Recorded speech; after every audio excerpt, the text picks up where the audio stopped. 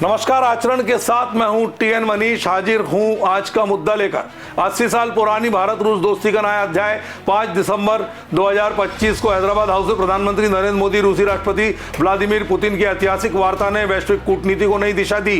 23वें भारत रूस वार्षिक शिखर सम्मेलन में दोनों देशों ने 2030 तक द्विपक्षीय व्यापार को $100 अरब लगभग 9 लाख करोड़ रुपए तक पहुंचाने का लक्ष्य तय किया। यूक्रेन युद्ध पर शांति की अपील से लेकर रक्षा, ऊर्जा, सांस्कृतिक बंधनों तक हम इस यात्रा को सेगमेंट में बांटकर आपके साथ शेयर करेंगे और बताएंगे विशेषज्ञों के नजरिए से कि अमेरिका के साथ भारत की ट्रेड डील पर क्या असर पड़ेगा। चलिए शुरू करते हैं। रूसी राष्ट्रपति व्लादिमीर पुतिन की यह यात्रा 4 साल बाद भारत का पहला दौरा था। 4 दिसंबर को दिल्ली एयरपोर्ट पर पहुंचते ही प्रधानमंत्री मोदी ने खुद उनका स्वागत किया। गर्मजोशी भरा गले मिलना, दोनों नेताओं की निजी दोस्ती का प्रतीक। शाम को पीएम आवास पर निजी डिनर, द्विपक्षीय मुद्दों पर अनौपचारिक चर्चा भी हुई। 5 दिसंबर को राष्ट्रपति भवन में सैन्य परेड, राजघाट पर गांधी जी को श्रद्धांजलि और फिर हैदराबाद हाउस में मुख्य वार्ता। मोदी ने पुतिन को रूसी भाषा में भगवत गीता भेंट की। कहते हैं गीता के उपदेश दुनिया भर में लाखों लोगों को प्रेरित करते हैं। ये सांस्कृतिक कूटनीति का शानदार उदाहरण था। यात्रा के दौरान 16 समझौते साइन हुए जो रक्षा से लेकर स्वास्थ्य तक फैले हैं। हैदराबाद हाउस में हुई डेलीगेशन लेवल वार्ता का केंद्र था आर्थिक सहयोग। दोनों देशों ने और नेताओं ने 2030 तक द्विपक्षीय व्यापार को $100 अरब तक पहुंचाने का रोड मैप अपनाया। पीएम मोदी ने कहा, हम 2030 का इंतजार नहीं करेंगे, हम इससे पहले ही लक्ष्य को हासिल कर लेंगे। सभी बाधाएं दूर हो रही है। वर्तमान व्यापार $65 बिलियन के आसपास है, जिसमें 96% स्थानीय मुद्राओं में हो रहा है। Focus IT, pharma, textile, marine products के निर्यात पर। Bharat Eurasian economic union EAEU free trade agreement को तेज करने का फैसला। ऊर्जा क्षेत्र में रूस से सस्ता तेल और LNG की निर्बाध आपूर्ति सुनिश्चित। विशेषज्ञों के मुताबिक अमेरिकी प्रतिबंधों के बावजूद भारत की ऊर्जा सुरक्षा को मजबूत करेगा।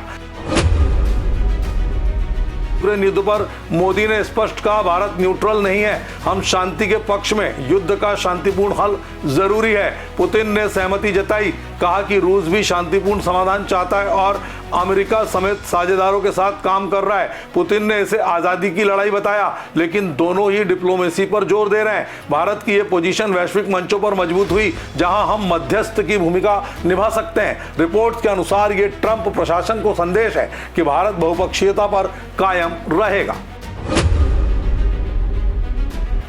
रक्षा में S-400 डिफेंस सिस्टम की अतिरिक्त डिलीवरी, Su-57 जेट्स पर सह उत्पादन और T-90 टैंकों पर अपग्रेड। ऊर्जा में परमाणु संयंत्र, छोटे रिएक्टर पर सहयोग। 1 मिलियन भारतीय कुशल श्रमिकों के लिए रूस में मोबिलिटी एग्रीमेंट। स्वास्थ्य, शिक्षा, संस्कृति में MOUs।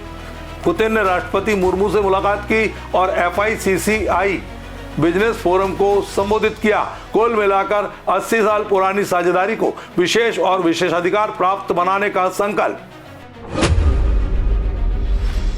अब सवाल यह है, ट्रंप के 50% टैरिफ रूसी तेल खरीद पर सजा के रूप में बीच में summit Bharat America trade deal को कैसे प्रभावित करेगी। विशेषज्ञों का मानना है भारत ब्लेसिंग्स एक्ट जारी रखेगा।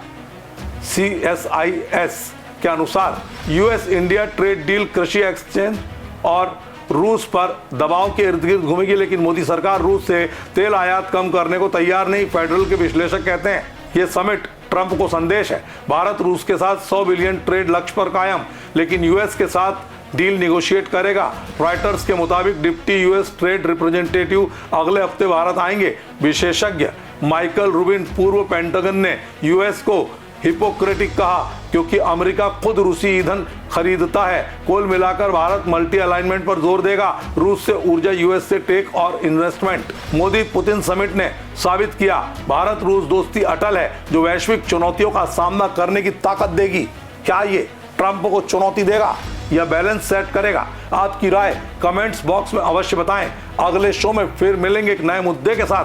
तब तक के लिए मुझे दीजिए इजाजत। आप बने रहिए आचरण न्यूज के साथ। नमस्कार। देश दुनिया की सभी खबरें देखने के लिए जुड़े रहिए आचरण न्यूज से। आचरण न्यूज, हर कदम आपके साथ।